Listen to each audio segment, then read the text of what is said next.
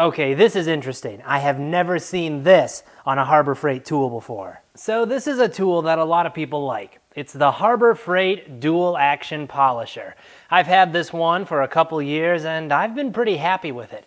Today, we're going to tear it apart and see how well it's made. Harbor Freight has updated this since I bought it. I don't know exactly if it's just been a cosmetic update or if they've made some kind of internal changes. This is a feature that I kind of like. They have this cover here on the back that's held on with just a single screw that gives you easy access if you ever need to service it, specifically because it comes with an extra set of brushes, and this cover allows you to get to the brushes pretty easily. One thing I do not love is the cord on this. This is an SJT cord, which stands for Junior Service. That's kind of a mid-level quality cord. And the T is for a thermoplastic exterior lining. It's not the stiffest thermoplastic lining I've run across, but there's definitely better materials out there. Here we have the adjustable dial for the speed, and the way this is shaped, I can't see too much inside of it, but I can see down in there that it's been filled with black epoxy. That's nice. That'll help hold everything in place so that it won't be as likely to be damaged by vibration. Looking at the brush holder here, it's stamped brass. You know, that's adequate. That's pretty normal on a lower end tool like this. There's nothing wrong with that. I do kind of like this coil spring design to keep tension on the brush. That's nice. And then looking at the wiring here itself, we have a crimp-on spade connector, and then we have heat shrink tubing over the entire connector. That's a nice feature. Here we can see the mechanism for actually turning on the tool. You have the thumb switch, of course, up here, but the actual power switch is down here at the back, and this long plastic rod is what actuates it. You can see it's spring-loaded here. I'm guessing this is going to be something like nylon, which is actually the same material as the housing. I forgot to mention earlier, the housing is marked PA6GF30. That's nylon with 30% glass fibers, so that's a pretty decent material. The housing itself is not the nicest I've seen. You can see some flash here from the injection molding process. So they used a good material, but it's not the finest quality work. Not that surprisingly, we have what appears to be a no-name Chinese switch. It's an 8 amp switch. This is a 5.7 amp tool, so there's a decent margin of safety in there. It doesn't have the nicest action. That's a little on the squishy side, but it does get the job done. Once I pull out these 4 screws, we should be able to take a look at the rotor and the windings in the motor. I got all the screws out here, so we should just be able to pull this apart. Here we have the rotor, and here's where I found something that I have never seen before on a Harbor Freight tool, and it's actually a nice feature. We'll get to that in just a second. On this rotor, we have the pinion up here in the front, then this shield, then the fan, which is a little bit surprising. This is a non-directional fan, which is strange because this only spins in one direction, so they could have put a directional fan on there that would more efficiently move air. The laminations in the rotor itself are all cleanly stamped and stacked here. That all looks good. The windings are all cleanly done. We can see that this has been dipped. I don't know if you'll be able to tell, but there's some kind of resin that it's been dipped in, and that helps hold all the windings together so they don't vibrate, wear through the insulation, and cause a short.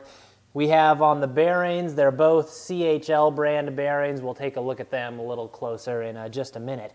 Here's that detail I was telling you about. We have epoxy here on the connection between the windings and the commutator, and that's because this is another point where vibration can cause breakage and failure in the rotor. Just for a quick comparison to show you what I mean, this is the Harbor Freight paddle switch angle grinder that I tore apart in another video, and you can see here they skipped the epoxy on the bottom of the rotor. This is a feature that normally you see on higher end tools or mid-level quality tools. It shows that they kind of took a step up on the Harbor Freight polisher over their regular angle grinders. Here we have the field winding, and I'm not going to pull it out because I can tell already that it looks fine. It's nothing special, but we can tell it has been dipped here to help hold all the windings together. All the laminations down here look clean. A little bit sloppy on the resin that they dipped it in, but that's okay.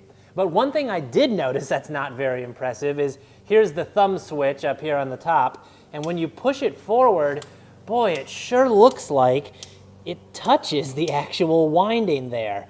At first I thought maybe the winding could eventually get hot enough to melt this, but I have used it quite a bit and it hasn't melted this plastic yet. So either they're not touching that closely or that's not a problem.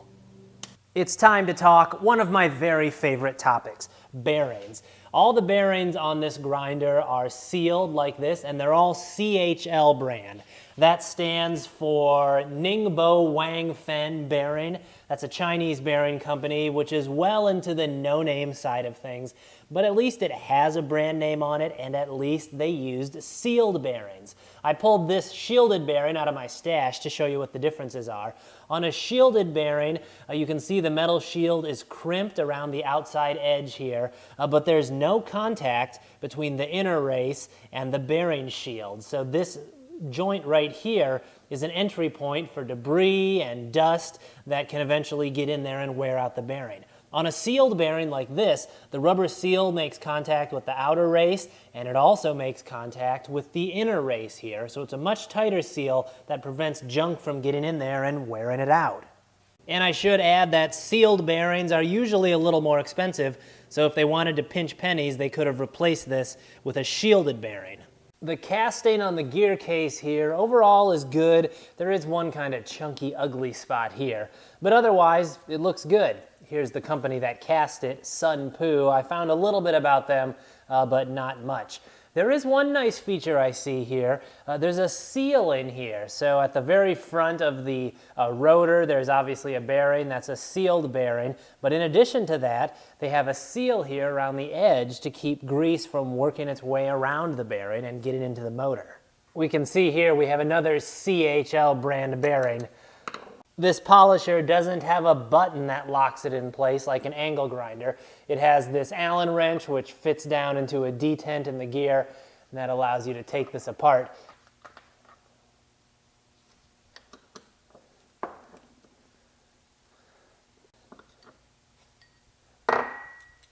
Not surprisingly, we have another sealed CHL brand bearing here on the bottom part of the housing.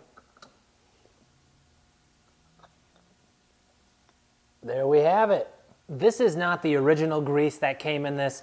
I opened it up and re-greased it myself, but when I opened it, there was plenty in there already, so I didn't need to do it. But once I had it opened, I replaced it anyway. Cover your eyes. You don't want to put out an eyeball with this retaining ring. I pulled the gear out, and here it is. You can see 3 sizable, nice detents for locking it in place. And this is a fully machined gear. I don't know if you'll be able to see in the video, but there are machining marks here around the edges and inside the face here. So obviously this has been machined from a piece of stock, and I would have to say the machine work looks good. It's all cleanly and evenly done around here on the front and the back face. The teeth all look like they've been cleanly cut, so I gotta say, nothing wrong with this. I'm also gonna hit it with a file here. Yeah, it's definitely hardened as well.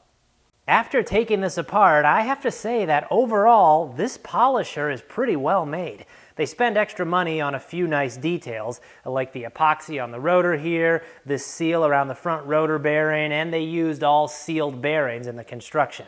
This costs more than the Harbor Freight angle grinder I took apart a little while ago, and you can see where that money goes. The Harbor Freight angle grinder was not bad, but this is a step above. Ideally, I'd like to see name brand bearings in it and a more flexible power cord, but those are my only complaints. For the price of this thing, about 50 to 60 bucks after a coupon, I think it's a bargain and it works great. There's nothing wrong with the build quality that I can see here. Thanks for watching. Hit the like button if you like this video and subscribe so you can see my new videos when they come out.